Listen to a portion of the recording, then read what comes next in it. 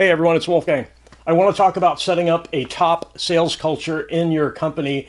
You can prosper if you do that. If you don't, some bad things can happen if you just let things evolve with, sort of randomly. So in a typical business culture, in a typical business, the culture is not planned out. It grows like a weed, sort of randomly. No one has the job to create and sustain the culture. If it's a small company and there are not too many people, generally the person at the top of the food chain should create a culture and then sustain it. It doesn't have to be complicated. If you, as we go through this, you'll see it's pretty straightforward. So this is focusing on sales culture. Selling is the most important part of the business. It brings in customers. It keeps the business alive. So the goals of a sales culture is to grow the sales customer base. At least one person should be responsible for establishing the sales culture for the team. And part of that should be to keep an eye on the top sales leaders in the company and cross-train their techniques. And right away, if you know anything about companies, you know that is a pain point. Cross-training techniques of top sales leaders. I'll explain what I mean as we go along here. This is a real sticking point for a lot of companies. So one of the things you can do with your culture, with your selling culture, and generally for the culture throughout the company, is to establish rapport with the employees. Something along the lines of our mission is that everyone is successful, all employees, all customers, and happy, successful and happy. We're not there yet. It's a work in progress. In other words, you're setting expectations that we strive for excellence and we're all human. So nothing is perfect all the time.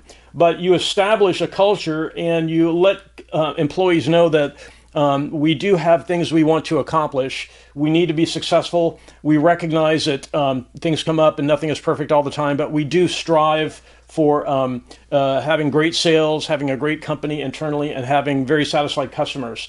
So this is sort of the beginning of culture, setting employees at ease. We do have a culture, striving for excellence. We understand that nothing's perfect all the time. It's a work in progress.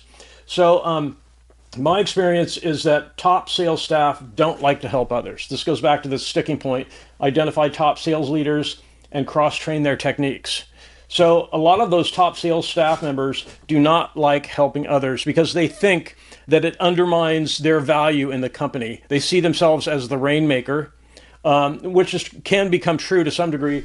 If there's no culture, if there's just something that grows in the company like weeds, it can become a bunch of cliques inside the company where they're like groups of employees. Maybe some are set against each other. You definitely want all the employees cooperating. You definitely want your top sales staff to help others on the sales team. So with no company culture, leadership will tolerate everything. That's one of the biggest problems with failing to set up a culture, especially for the sales staff. If the leadership of the company does not understand what culture does, it basically sets the expectation we strive for success, we're tolerant to some degree of shortcomings. If leaders fail to do that, they'll put up with anything. And you end up on sales teams where you've got a lone wolf salesperson the company can become dependent on. So there's this saying, a lone wolf can survive, but a pack will thrive. So wolves hunt in packs for that reason. They cooperate when they're hunting. And if a wolf gets stranded and they're out on their own, their survival chances drop. So the solution is to set up economic incentives with the culture, in the sales culture for the sales team, to set up economic incentives, financial incentives, money incentives. Sales staff understand money and financial incentives. Set up incentives to identify and share successful selling techniques. So you're probably thinking right off the bat, when I hire sales staff, if I told them that, they wouldn't work for me. Some of them wouldn't. That's because they're prima donna salespeople. They don't want to share. So that's going to hurt your company. It may not seem so. You may be happy to hire a top salesperson, but if they're going to hurt the company long term, it's bad. So one of the economic incentives, it sounds a little bit harsh, help others on the sales team or lose your job. And you can establish that in the beginning, when you hire salespeople. Part of our culture on the sales team is to cooperate with others, is to help new sales team members come up to speed, set those expectations when you hire them.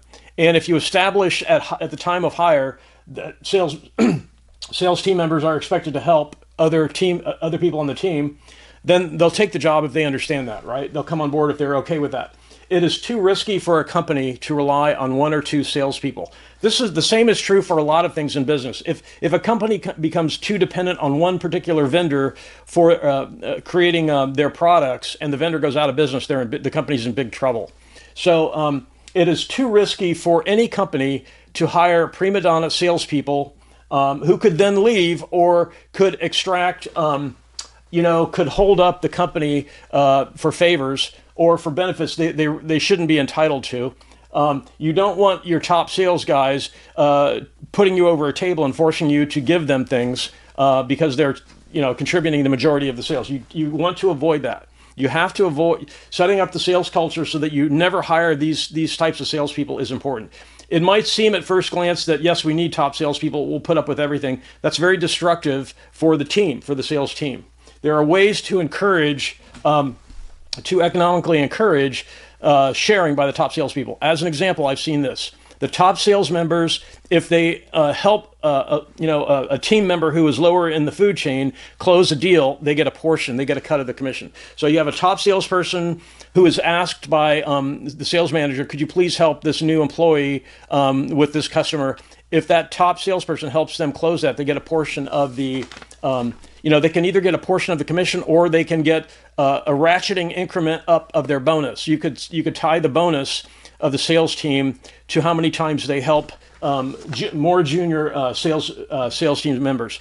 If you have a prima donna salesperson, they're not going to do that. They're just not going to want to share with other sales team members. So the idea is to have the entire sales team as productive as possible. And obviously, a new sales team member has some stuff to learn. They definitely are going to benefit by having the more senior sales staff help them. So the idea is to provide some economic incentives, shared commission, a ratcheting up bonus structure, and the risk of being put out to pasture if they don't cooperate. So again, the profile of a successful team: no prima donnas are hired, and they're not allowed. Having a leaderboard to celebrate not just the top sales, but all levels of success. I mean, a leaderboard should congratulate a relatively new hire sales team member for creating a new client, regardless of how big the sale was. If you have a junior salesperson come on board and they close a new client, they sell something to a new client, it doesn't matter how big the sale was, celebrate that on the leaderboard. And then obviously the big sales go up on the sales leaderboard too. And you communicate to sales staff that part of the company culture is to grow confidence in the sales team. So just because you're on the leaderboard 1 week, the next week it could be somebody else. We don't want to play favorites. I mean, the whole idea is with the culture is don't play favorites with sales, because if the company becomes too dependent on one or two sales staff members, they can hold the company up for benefits they're probably not entitled to. So the leaderboard, and then you also want to track daily, weekly, monthly, quarterly, and annual sales numbers and share them constantly with the sales team so they can compare how they're doing to the existing metrics. Another thing you have to, the company should do with its culture is have a culture of training. If new sales team members are not tracking what the average is for these numbers, the day, the week, the month, the quarter, the annual sales numbers, specifically for new team members, if they're not tracking closely to the averages, there should be a trigger that some training is provided and maybe some consultation by the more senior sales staff, who then get some economic benefit, like a vacation or a short vacation or an increment of their bonus.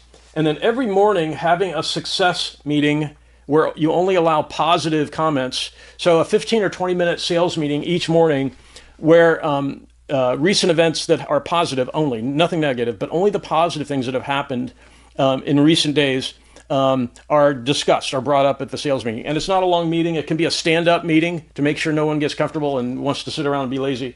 15 to 20 minutes in the morning, every morning. Let's discuss the wins. What has worked for the company over the last period. So let me see if I've missed anything here.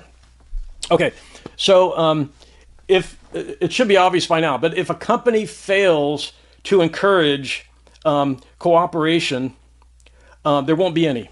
If the company fails to have economic incentives to share among the sales staff, there won't be any sharing. So with no culture, company leaders will tolerate everything because they don't know enough. And it's It's not too difficult to do. To just set up in the beginning, we're not going to hire prima donna salespeople. We're going to train. We're going to let all salespeople know they have to share, and we're going to provide economic incentives so they do so. If you fail to have economic rewards for sales team cooperation, there won't be very much cooperation. So having a successful sales culture means everyone has a sense that they have an opportunity to succeed, including the new hires, the people who are not that skilled at selling yet. So another part of selling a successful sales team is never having to deal with adversarial clients. For example, and this is really simple stuff. If your company has a very complicated phone system, an automated phone system where people call in and then they have to hit a bunch of numbers to get to the right department, the sales team should abandon that and have a sales phone number where the customer can call in and they're talking to somebody right away, unless it's outside of after hours, obviously. But another thing is to have a professionally done website with no friction. The whole thing is we want salespeople selling and not answering complaints by customers who had to wait 5 minutes and type a bunch of buttons. A direct phone number for the sales team, and let's see what else. The website, and contacting leads within 5 minutes. If the company gets a lead, if someone calls and for whatever reason there's no one there to help them at that time, maybe the salesperson they're working with is on another call. Commitment to get back to that customer within 5 minutes. Assign a different salesperson to help the customer. And you can tell the sales team, if you're busy closing a deal and we have to assign another sales team member, we're not going to put the customer off. You see this a lot in companies. A company will say, once one of our salespeople starts working with a customer, if that customer calls in, they can only talk to that particular salesperson. That is a huge mistake, because the salesperson is told, well, your salesperson you've been dealing with is not available, or they get routed to the voicemail, right? And so that's happened to all of us. And what do? We shop. We find another provider of that product or service. So what the company should do is, when a lead comes in, including a lead from an existing customer, have a commitment to respond back to the customer within 5 minutes. And if their salesperson was busy closing a deal or something else had come up, then they have to recognize, and this is part of the hiring when you hire salespeople, they have to recognize that the company is there to serve the customer. We didn't set up the company to allow one salesperson to gather up a set of customers that no one else can talk to. That's kind of a big deal with a lot of companies, and it's probably happened to you guys too. If you have any questions about this, I do have some experience with sales and selling and sales teams. I'd be happy to answer any questions, and I really want to thank everyone for watching, and have a great day.